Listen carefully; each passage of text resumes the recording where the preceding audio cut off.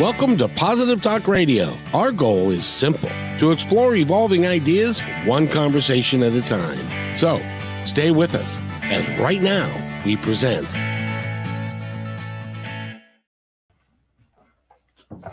You know, I'm going to terminate that. You know what? It might be me. I hate to say that, but so what I'm going to do is step out and restart and come back. You got 10 minutes? Can we do that? Oh, okay. Oh, it's just some glitch? Yeah, I'm getting glitch on my end as well. Huh. So okay. it may be my deal. I haven't started. If you want me to restart, I can also restart my computer while you're restarting. See who gets back first. Okay. I'll see you in a minute. Bye.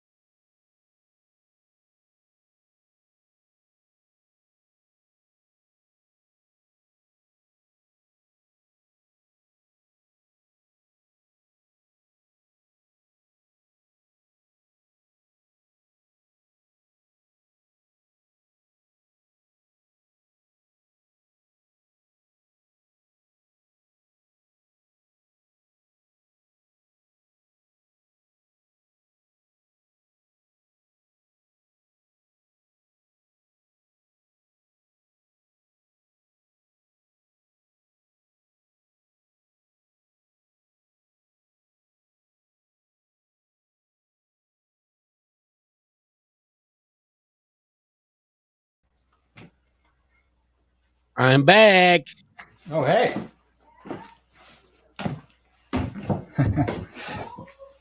Are you back as well?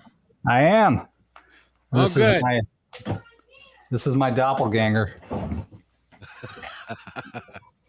Well, I think avatar. I think we're working now, so I'm gonna.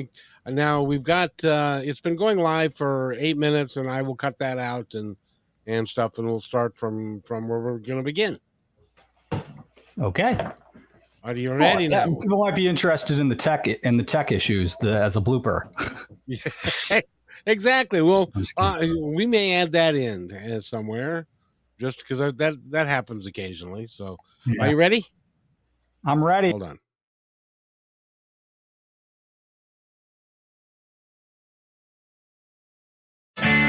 Welcome to Positive Talk Radio. Our goal is simple: to explore evolving ideas one conversation at a time. So, stay with us as right now we present.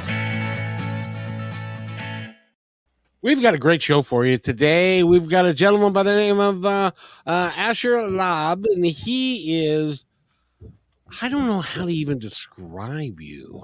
So I'm gonna leave that to you. I called you an amazing performance artist. Is that a fair place to put you? I mean, I generally don't pat myself on the back like that, but I'm not going to say no. Well, I don't know if have you looked at any of the stuff you've done? No, I generally just do it and then I publish it and I don't look back. I move on to the next project, to be honest. Well, if you were to look at some of the stuff you've done, it is pretty remarkable. I should check it out sometime. You really should, because you and the millions of people that follow you have checked it out, and they think you're pretty special. Well, I appreciate them all. Exactly. And today I was looking at some of the information that we've passed back and forth, and I think what we're going to do today is to talk about, because you wrote a bunch of stuff for us to perhaps talk about, and pursuing creative outlets and setting goals and taking action and cultivating a supportive community, all of those sorts of things. I think we should probably go down that road, because there are people, and also gratitude and positive thinking.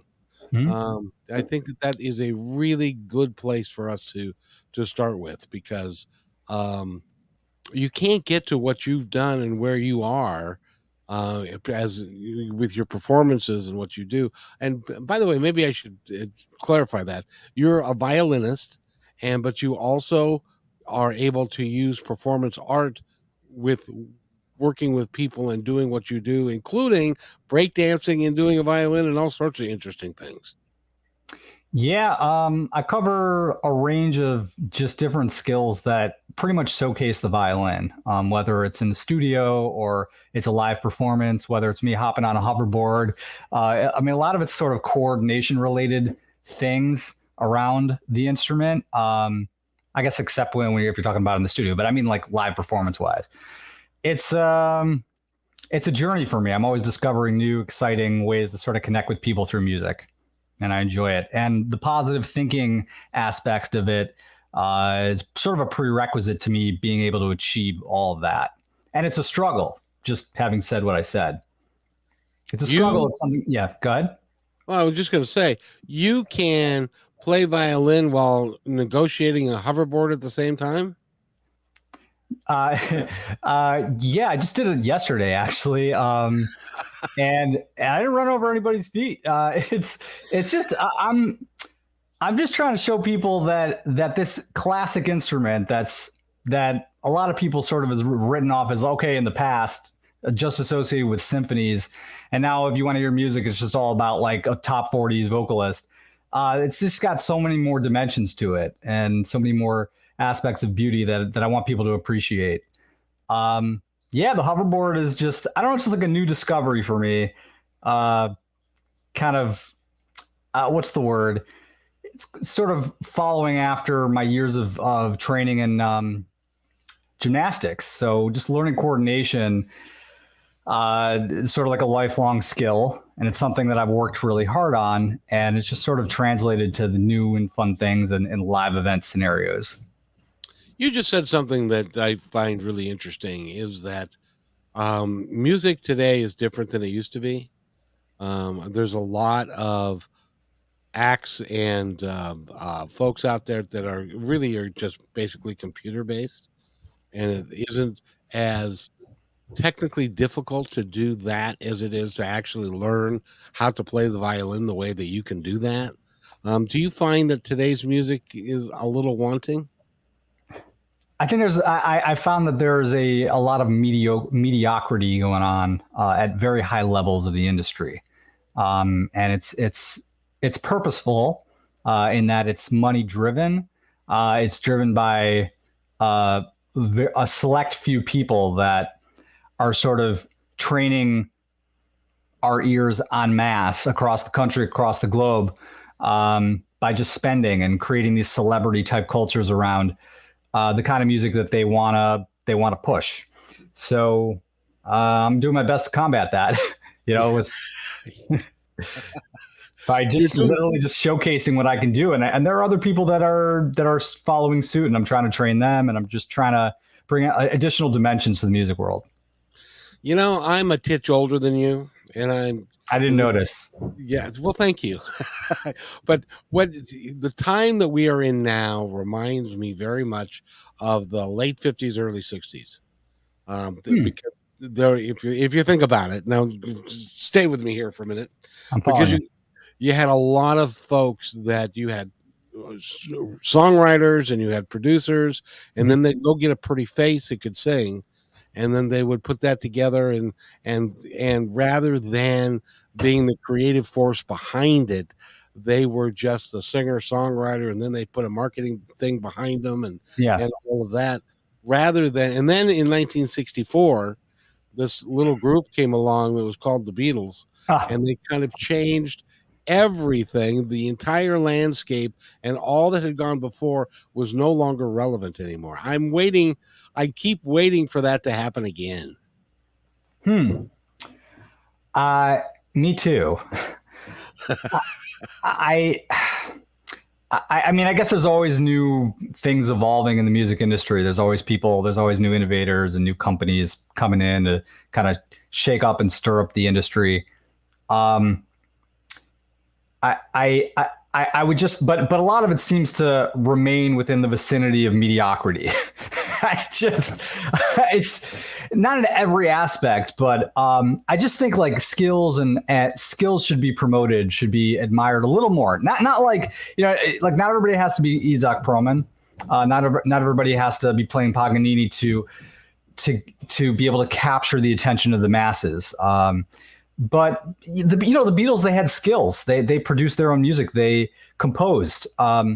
Sure, they shook things up. They shook up the industry, and they had a major label behind them. But they had serious talent, songwriting talent.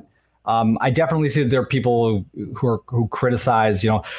My dad, just growing up, he used to make fun of how the Beatles lyrics. Michelle, my belle. These are words that go together well. Michelle, he would like sort of laugh it off because he's like this snobby professor. No, I say that with love, Dad, if you're watching this. But like he's a professor in his ivory tower, and he's like writing textbooks and stuff. So he listens to pop music from the Beatles. He's laughing at my Dad. You should listen to top 40s today, and you would really respond differently to the Beatles. Well, it's interesting because with the advent, of auto-tune and some of these other computer things, so you can take a pretty face who's got a mediocre voice and make them sound really good, and then they go on tour and they dance around and stuff, and they lip sync to their own songs rather than playing them live. To me, that's cheating. Is it just me? Yeah, and you could say, oh well, if you don't support that kind of stuff, then don't pay attention or don't buy that ticket or whatever. But it's not so simple, because these enormous systems like Live Nation and Universal Music Group and all those.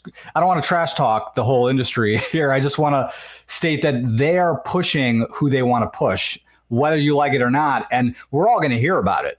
whether there's a talent or not. So it isn't as simple as, well, if you don't like it, don't pay attention. I mean, I can't tell you how many artists pop up in my Instagram feed. I have zero interest in them. They're shaking their booty, they're doing their stuff, and there's literally no like value that I receive as an artist, as a listener, as a fan, whatever. And they're there because big money's backing them. So, well, the problem is that you can't tell until it's way too late as to what is actually genuine and what is not real. And with the advent of AI coming on, I'm real concerned about the purity and the quality of because I really think that when you are as talented as you are and you can play like you do, that is something that needs to be really needs to be celebrated. And that because you've spent your whole life doing what you do, rather than just being a pretty face, which, by the way, you're a pretty face too. Oh, thanks. I worked hard on this. I appreciate it. I shaved just for this interview. No, I appreciate it. Thank you. I want to just sort of speak to that. The world of AI, I mean, everybody's flipping out. And I think that there's definitely good reason to be concerned. And, but, when what's his name from ChatGPT, is talking about how, we need kind of international standards set in place to prevent AI from going out of control. I completely agree with that. And I assume the best out of these systems, these what's his name, Sam Altman, these leaders, I assume they're not just going to like let the world fry and have us all just end up sitting on a couch like vegetables, not doing anything because AI is going to do it for us. I'm assuming our government wants us to be productive and to work and develop skills and not just all end up being, I don't know, doctors, accountants, and bankers. I mean, those three being like pretty much what do you associate with, working hard and then making good money. There's got to be many other dimensions. Otherwise, there's going to be mayhem. So I think they're going to put a cap on AI. I hope you're right, because I think you're a whole lot more optimistic than I am about it, even though this is Positive Talk Radio, because there are, there are people all over the world that we don't have control over, that you can have some guy develop something or use something that can really change the fundamental workings of how we all live. But hopefully you're right. Hopefully our politicians and the folk. I said politicians anyway. Hopefully somebody will figure it out so that they can put a cap on it and stuff. Because the real charm of what you do is it's real and it's honest and it's by virtue of the hard work that you've done to achieve what you've accomplished, and that I think is really important. I really appreciate that. It's really nice of you. I want to say that, while I do just a range of events, corporate events, concerts, I also do weddings. I also have younger folks that are interested in what I'm doing as a skill. Oh, it's cool. He plays the violin. Oh, it's cool. He plays the electric violin. He kind of, he does the dancing thing. I like his music. Like young people, I got like kids that are like in their teens, and like I know because people tell me, and they say, oh, they follow you on YouTube, they follow you on Instagram, like they love what you do. So I really don't think that the skill of playing an instrument is going to disappear. I think that people will get depressed if it's just like, oh, robots can do this and that's it. I think that there's going to be pushback, and as a result, the major companies are going to have to take a shift in perspective, and they're not going to be able to own the entire world. That being said, something I'm not so positive about is the amount of control and information that the big data companies have. I did an interview like the other week. The guy I was speaking with in the Midwest, he's sort of like, oh, Asher, it's over, it's done. Google knows everything. They do, but they don't. There's a lot more information they can get from you. They can micromanage and micro control the processes of your life, starting with the Roomba in your home, knowing the dimensions of your home, the flooring, and there's some good aspects to that, but there's also some dangerous aspects to that. I don't want a senator to know every dimension of my home and every aspect of like my finances or my relationships. Like, it's none of their freaking business. So I don't need the FBI to know. It's just how much privacy do we want to give away? And so that's something I'm not so positive about. Now, I did want to ask you though, because when we talk about AI and artificial intelligence and those things, do you think that they will be because when you play, there is an emotional aspect to how you play, and it's really difficult for somebody to do what you do because they're not in your head being able to do. You follow what I'm saying? So do you think that AI will be able to have that emotional content that is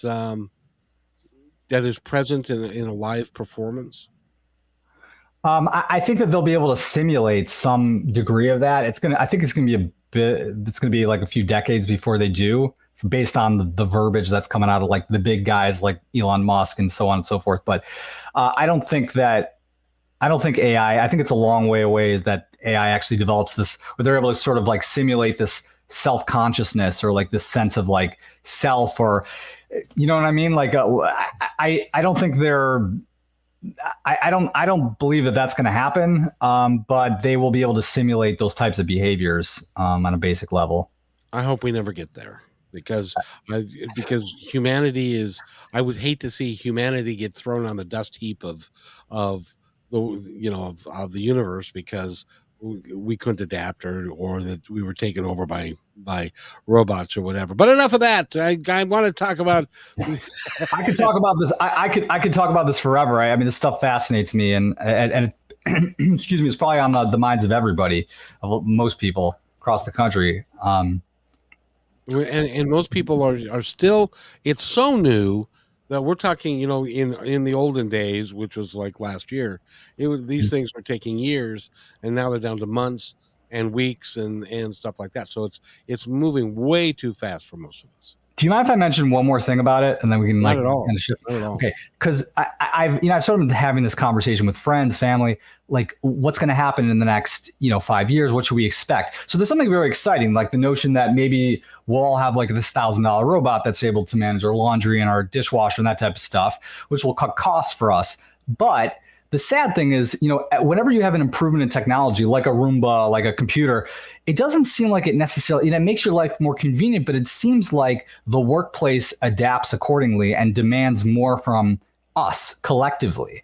And what I'm concerned about is like, well, if we don't really have to cook or clean our homes, because that's sort of taken care of by our robots, for instance, we're going to be expected to be in the workplace longer, and it's going to be, these companies are going to be pushing the envelope. We're going to have to be working that much harder to make ends meet. That's my big concern. I agree with you 100%, because we can get rid of the mundane tasks, and also the workplace is gonna change. I was a bus driver for 12 years. There's going to come a time to when buses are going to be automated, but they're not going to be able to do away with the human element, because of what I don't know if you've ever ridden a bus, but strange things happen on a bus sometimes, and there needs to be an element of humanity to that, that can think on their feet and make the necessary changes. But the job itself will change, and new training will have to take place, and that's why I'm so glad the kids are as adept at doing what they're doing, because they're going to need those skills. Yeah, social skills seem to be dying gradually as like the screens and the technology sort of infiltrates our lives, and I struggle with that with my two kids, 11 and 3.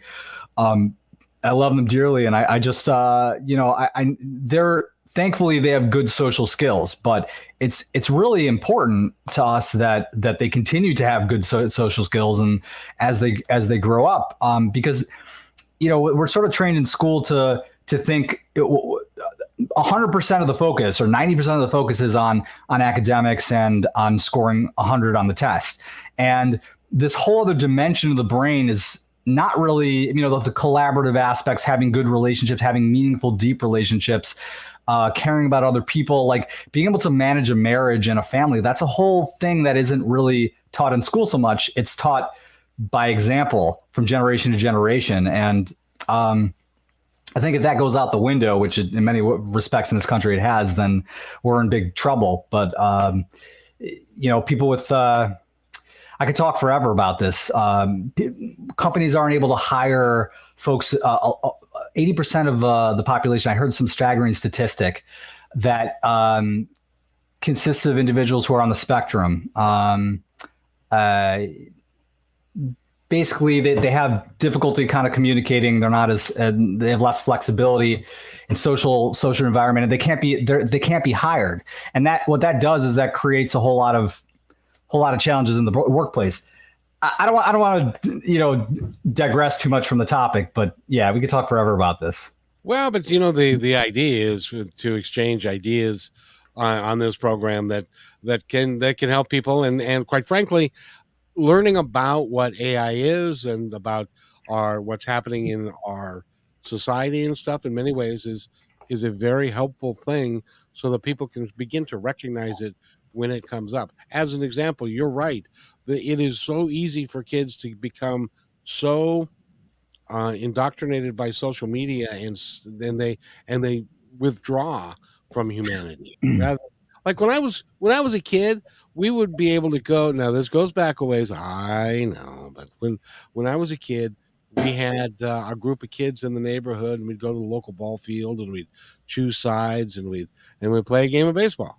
I don't see that anymore. I don't see kids riding bikes the way they once did. There's a lot of things that we used to do that were social activities that were outside, because in my world we had a stick to play with. We didn't have a lot of money to buy. There were no video games or anything like that, so we didn't do it. So we had to go find something else and more fun, more creatively to do. Yeah. And that creativity came from within, which was an important point. The whole initiative behind the metaverse, I just want to say, in the context of just responding to what you just said, I think that I know there was a pushback when the metaverse failed. Zuckerberg's project to pretty much upgrade the internet from like 2-dimensional to 3 or 4-dimensional, where we're literally immersed in the whole system of interacting with others. With their, what do you call it, the virtual goggles, that type of stuff. The fact that it failed flat on its face, I think speaks to people's resistance to wanting to be controlled to that degree. I agree. And as long as people, and I don't know about you, but I know for myself, I make a terrible employee. So I don't like to be controlled. I like to do what I want to do.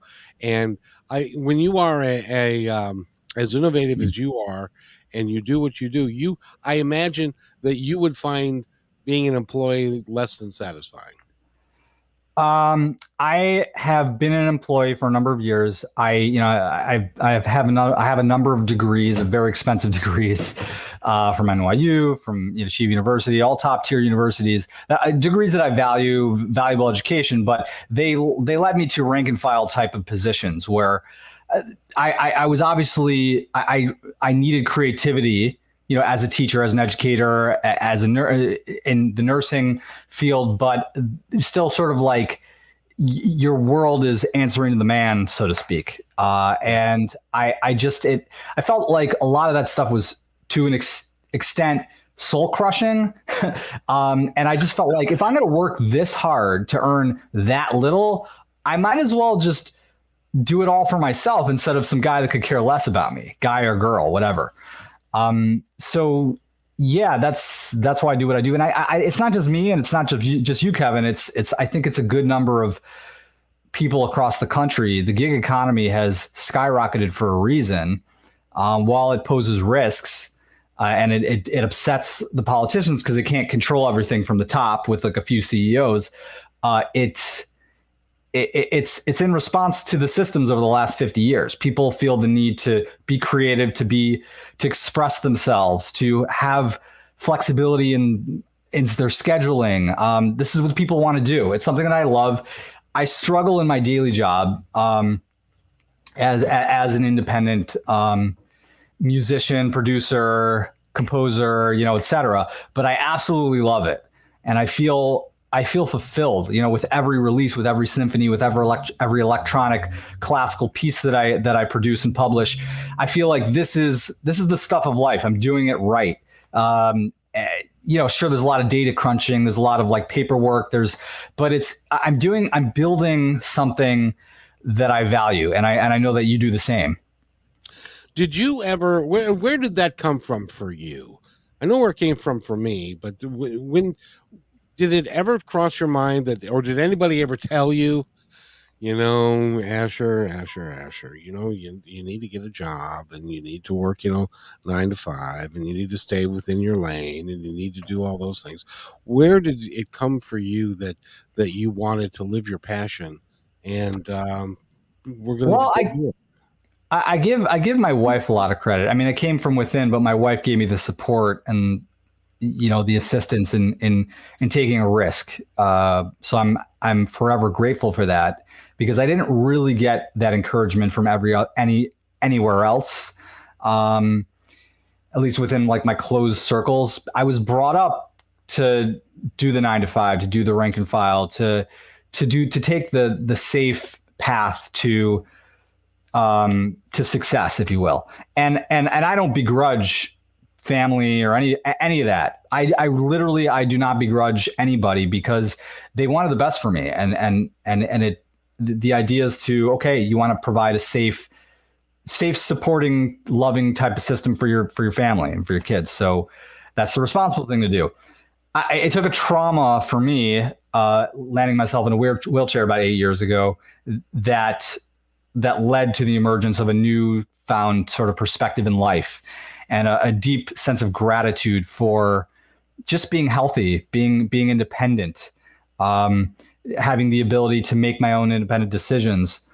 These are things that I guess I owe that trauma, the state of adrenal insufficiency.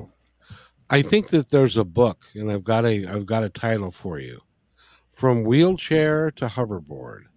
And so you were in a wheelchair 8 years ago. Tell us about that.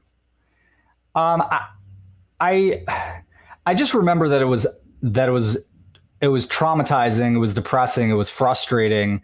I just wanted to get out of there. It wasn't like I was just lying in bed, just like a vegetable, disinterested in getting better. I was trapped in this shell that was not allowing me to physically get up, to physically move, to do anything, to support my family, which is the biggest curse you could ever face. I guess there's always worse. Some of my fans, they've shared some pretty depressing things with me, such as like suicidal tendencies, that type of stuff. But thank God I've never been in that category. But adrenal insufficiency is hell on earth. And I ended up on Cortef, permanent dosage of steroids, which I actually got off of miraculously. And but I could tell you, in that state, I do clearly remember looking up at the ceiling, lying in bed, just thinking like, I'm going to do whatever it takes to get out of here. The doctors are telling me I am what I am. I have a chronic inflammatory condition. My adrenals aren't producing enough cortisol, blah, blah, blah. These are the blood tests. Just live your life the best you can from a wheelchair. My wife was obviously going to stick by me, but I absolutely refused. And that was like that was the moment that I remember clearest 8 years ago. The rest is kind of a blur. I just remember just being absolutely just like, I gotta get out of here. This is hell. This is the worst.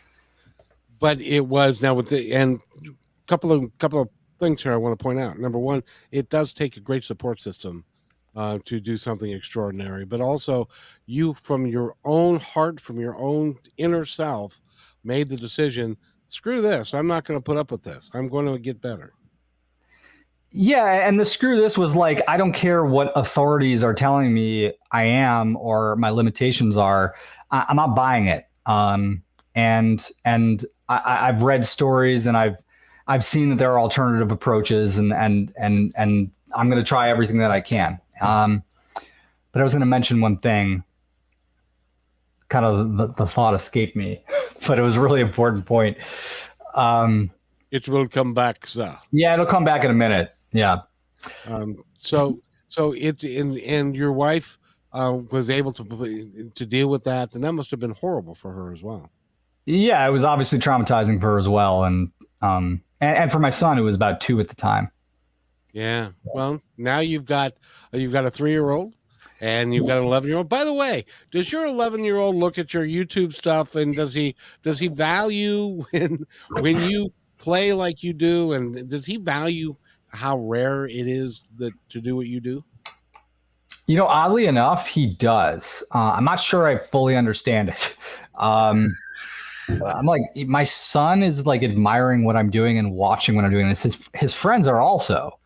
And it's like, it's a little challenging, a little hairy, because if I get upset at him for, like, I don't know, maybe not cleaning his room or whatever, I have to be careful, because he's such a blessing in my life, and he's such a wonderful supporter. Like, I can't just be like, go to your room. You know, just be like, oh, well, you know, if you could just clean your room, please. I don't know if he's just kissing up to me, but nah, you can probably crush him with a look. He's a really sensitive kid. You know, he's more into my career, way more into my career than I was into my dad's. He was a paleontologist. I got to be grateful for that. Oh yeah. Well, in my case, my youngest son, I could, and we got along great, but if I got mad at him, I didn't even have to say anything. I could get him to cry. Now years later, what I don't know is whether or not that was actual genuine tears, or was he playing me? So we are cut from a similar cloth. Kind of funny that you mentioned that, because my son, he's a little bit of both. He's able to turn it on and off like a faucet, which is a little bit manipulative, to say the least. But he's also a genuine kid, and he really loves me and his family and his mother. So grateful for that. But since you mentioned the tears, that's what I forgot. That's what I was missing. The other major moment that I remember very clearly was, over that whole period of many months that I was pretty much a vegetable, I don't remember crying. I just remember being frustrated, like, please, like, get me out of here. Somebody, you know, get me out of the shell. But once I was strong enough to lift the instrument, I remember the first time I picked the violin up again, and I realized that my career would be a realistic option for me once again. I just like broke down at that point. And I realized how much it meant to me. Just music, the world of music, which I had taken for granted for many years. And I just realized how much it fills my soul. And that's what's important. As long as you live and are working to fill your soul with whatever it is that you're doing, that's the important thing. And so I think that more and more people are getting back to it now, especially after COVID, and they're finding out that life is finite, and that the people died that they didn't expect to die and stuff. A lot of people are taking a different attitude, which I think is really healthy for us. Yeah, it might have been the best thing.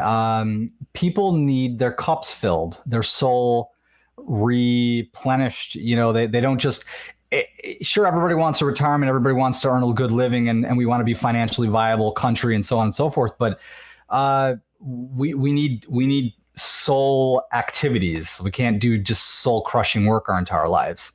Nationally, that's what people want. Yes. And one of the things that you talk about is practicing mindfulness and meditation, and really going inside of yourself and learning some things. That's an important practice. I know it is for you. Why is it important for you? Mindfulness, being self-aware, I would say is first and foremost, is like an absolute prerequisite to being an all-around healthy, accomplished human being. Sure, there are all sorts of like dysfunctional people that have achieved, you know, making millions, and they're famous and they're in Hollywood and so on and so forth. I'm not talking about those people. I'm talking about functional, 360, holistic, healthy human beings that are also successful in their career, successful in their personal lives. That's the epitome for me of somebody who has achieved, who's really lived their life to their fullest. And Tai Chi, mindfulness, meditation, like that's a great way that it's taken a long time for this country to come to those types of skills, but that's a great way to fill your cup, to fill your soul, to find gratitude, to find positive energy within yourself, so that all the crap that's out there doesn't derail you from your goals. And in fact, you can rise above it and not let it affect you in a negative way. Even when you have got challenges, I like to call them a bad country music song period, where you've got, it's a tough period in time. Things just don't seem to be going right. But if you look at it from the standpoint of the long road and, other than what happened to you, because what happened to you is unusual to say the least, and it was horrific. But for most of us, the challenges in life, you lose a loved one, you lose a wife, things can go on, and you can learn from them, and you can become better. And isn't that part of the experience of life that we're all here to have? Yeah, what doesn't kill you makes you stronger, as they say. Yep. Couldn't be more true. And what else? What other choice do we have? But we can sort of give up. But those of us who are reasonably healthy, we face a challenge, we try to rise to it, and we build skills around that experience, and that's the only way to grow. But being self-aware, back to what I said, that's something that's helped me, because I've struggled. Like, I'm not a therapist. Listeners out there, whoever's out there thinking that I'm a therapist, I'm not trying to at all present myself as a therapist. I'm somebody who's struggled for many, many years with my own sense of like self, finding gratitude, finding meaning in my life, and I've directed my attention to these skills that have helped me kind of do a lot better in my life. Do a lot better career-wise. Yeah. I wanted to mention that I'm willing to bet, and this is just me, and we haven't talked about this, so you can tell me if I'm all wet, but I'm willing to bet that when you have a moment and you are feeling like you need to be uplifted in a way, that you'll go off all by yourself and play your instrument, or you'll listen to music because of the vibrational aspects of it, then it can uplift your soul and can put you in a better frame of mind. So tell me if there are times when we might hear the violin coming from the closet or something like that. I don't know. Yeah. Try to get those alpha waves or beta waves, whatever you call them. My happy place is my family, but also my happy place is the studio, producing symphonies, producing electronic, classical, listening to my idols, my music idols, and playing music live on social media. But my happiest place within the music realm is probably in the studio, and I'm also deeply grateful to be able to perform live. And it's great. It's great playing with other really talented, jazz musicians and just pop artists. It's a real blessing. It makes your soul sing, doesn't it? It does. Never mind the pun. Yeah. Sorry, I'm full of puns. I'm a punny guy. No, you are. I love them. It's important. It's important that everyone, and it doesn't. I don't care what it is. If for you, working a calculator and doing the numbers and fixing somebody's checkbook, if that's what turns you on, by all means do that. Do it. Enjoy yourself, but don't waste your time and your life. I'm older now. My brother's gone. My best friend from high school's gone. My mom and dad, my uncles, my aunts they're all gone now. And I want people to know that one day, this is going to be a surprise, Asher, but one day we're going to be gone. And in between now and then, we need to make it as wonderful a time as we can. Do you agree? I'm sure that you agree with that.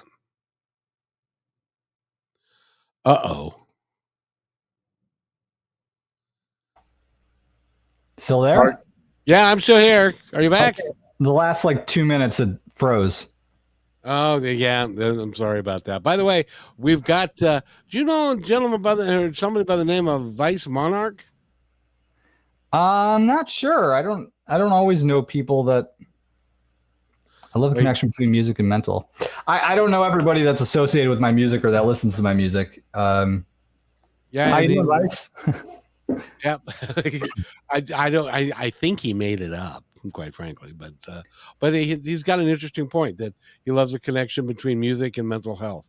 I think there's something to be said for that. Whenever I'm listening to and I'm fortunate because I believe that there are times when music is brought to me for a reason. And I'll be like listening on the radio and a particular song will come up that will address the particular issue that I'm thinking about. And it really does help me get through it and to understand it and to live better. Does that happen to you?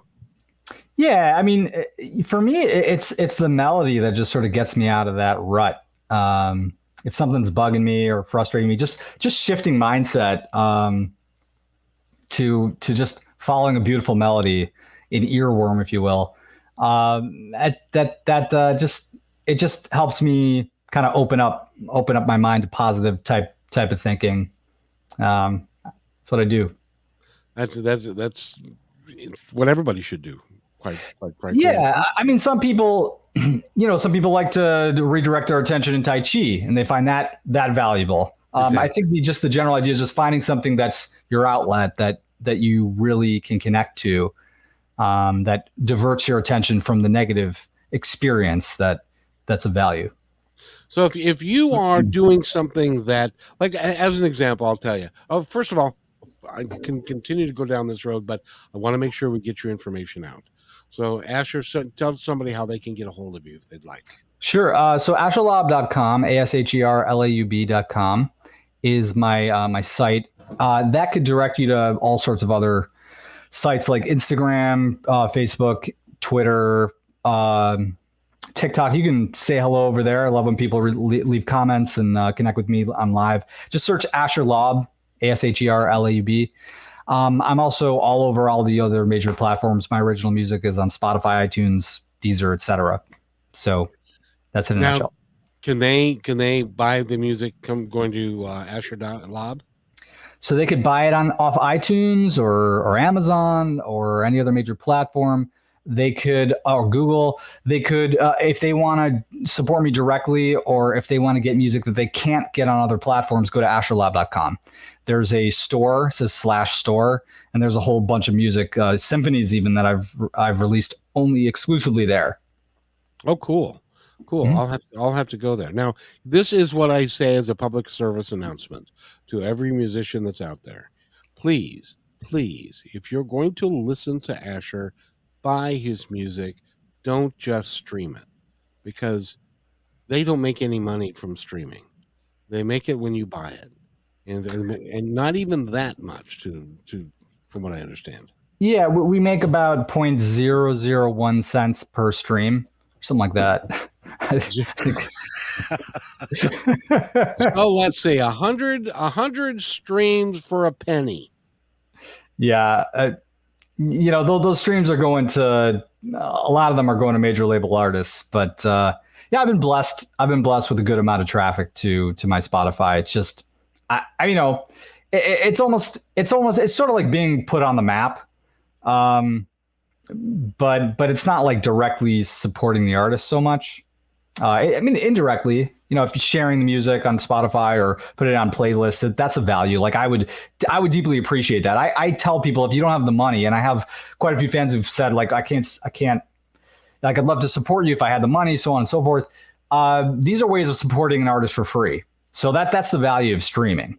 But if you have the money, or you have a couple dollars, you want to support an artist, purchase their money directly off the site. I was talking to a guy who was telling me that one of his latest songs had 500,000 streams, and he got a check for $60. Is that true? I've made a little more royalty wise off of my Neon Dreams, for instance, which has about 500,000 streams on Spotify. YouTube, some of my, like I've made, like maybe on YouTube, that's the amount that I made. It varies. So like if you're at that level where you're like, you have like 1 billion streams or like, or 20 million streams, it tends to pay a little bit more. So the platform is essentially supporting bigger artists than they are smaller artists or even mid-level artists. Yeah. Kind of the way the game goes. Well, yeah. And I've also been told that, Spotify, and people say it kind of under their breath, Spotify is controlled by record companies. Yes, 40% of Spotify is owned, maybe 44, owned by the 3 major record labels. So that's that money's going to the record label execs and and I've heard this directly from Spotify executives, like people that have worked in the playlist departments, that type of stuff, and then moved out. So they were sort of at leisure to share this with me. We sort of have a working relationship that their hands are bound. That's the phrase, because Spotify owns 40%. So they're investing significantly in this platform that helps to blow up their artists. But it also means that if they use bots to inflate their artists' streams, there's little that Spotify can do about it because they could pull their catalogs. Oh. So where do you think this game of cat and mouse is going to end? Possibly never. Because it's just like this cycle. It's a cycle of like venture capitalists investing the money, and then the money decides. Like you just follow the money, and those are the people and the industries. Those are the systems driving the industry. That's what I'm trying to say. I don't know. I hope they stop. Because I really value, to do what you've done has taken you your entire life to get to be where you are today, and to do it as professionally and as well as you do it. You deserve to get paid. I'm sorry. Well, I would happen to agree. I think that artists are, independent artists, of which there are probably more now than ever, because of the systems that play, like since the internet emerged. Like people need to earn a living, and now it's about live performance. Like that's how a lot of artists are earning an income. That's how I've been earning an income for like the last 15, 20 years through live performance. But there's something to be said about earning from the comfort of your studio, and that's what people aspire for. Yeah. Well, and that's why you have all these old acts. I remember when I was younger, and they asked Paul McCartney if he was 30, if he was going to still be doing what he's doing, and he said, "Well, I don't know. That's kind of old to be a rock and roll star." So he's 80 and he's still out there doing. Oh wow! God bless him. God bless his soul. He just loves what he does. Yes, and it keeps him young. And that's and not John Lennon. What's his name? Elton John. Yes.